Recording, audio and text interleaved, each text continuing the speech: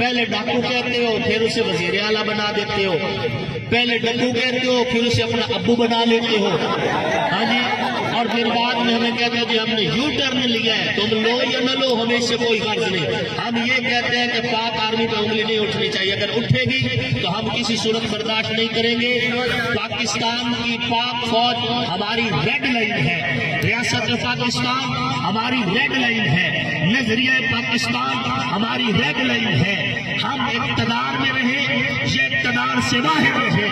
ہر دور میں انشاءاللہ پاکستان اور پاک آرمی کے حق میں آواز بلند کرتے رہیں گے اور ان کے لیے آواز اٹھاتے رہیں گے۔ کیا تمہیں احساس نہیں جب کراچی جل رہا تھا، جب بسوں میں زندہ مزدوروں کو بس سمیت گرا دیا جاتا تھا، جب پوری فیکٹری میں آگ لگا دی جاتی تھی، جب کراچی میں تاجر لوگ تجارت نہیں کیا کرتے تھے، جب کراچی کی سڑکوں پہ لو بہا کرتا تھا، جب ایک دہشت گرد سیاسی پارٹی کراچی کے اندر آگ اور خون کا تماشا کھیل رہی تھی، آج وہ تمہاری ہمت ہے، آج وہ تمہارے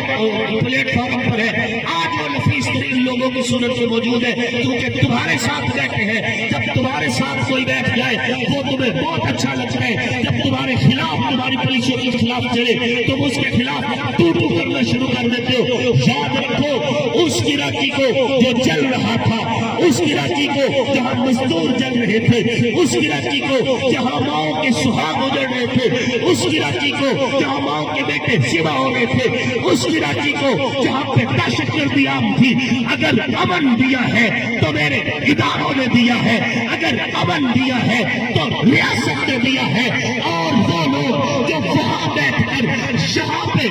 ڈوم بنے ہوئے تھے ان کی زبان کو اگر تانے لگائے ہیں تو ریاست نے لگائے ہیں، ریاستی اداروں نے لگائے ہیں، پاک فوج نے لگائے ہیں، آرمی نے لگائے ہیں، رینجر نے لگائے ہیں، ان کی قربانیاں تم ہمیں کہتے ہو ہم بھول جائیں۔ تمہیں شرم نہیں آتی جب کراچی میں پرامن سفر کرتے ہو؟ تمہیں شرم نہیں آتی جب شہروں میں پرامن رہتے ہو؟ تم ان اداروں کے خلاف بولتے ہو جنہوں نے اپنی قربانیاں دے کے، جنہوں نے اپنے آپ کو بم دھماکوں میں اڑوا کے، جنہوں نے اپنے بچے یتیم کر کے بھی تمہیں امن دیا ہے، سکون دیا ہے، حفاظت دی ہے، سکون دیا ہے۔ آج تم ایک مستحکم پائیدار امن والی ریاست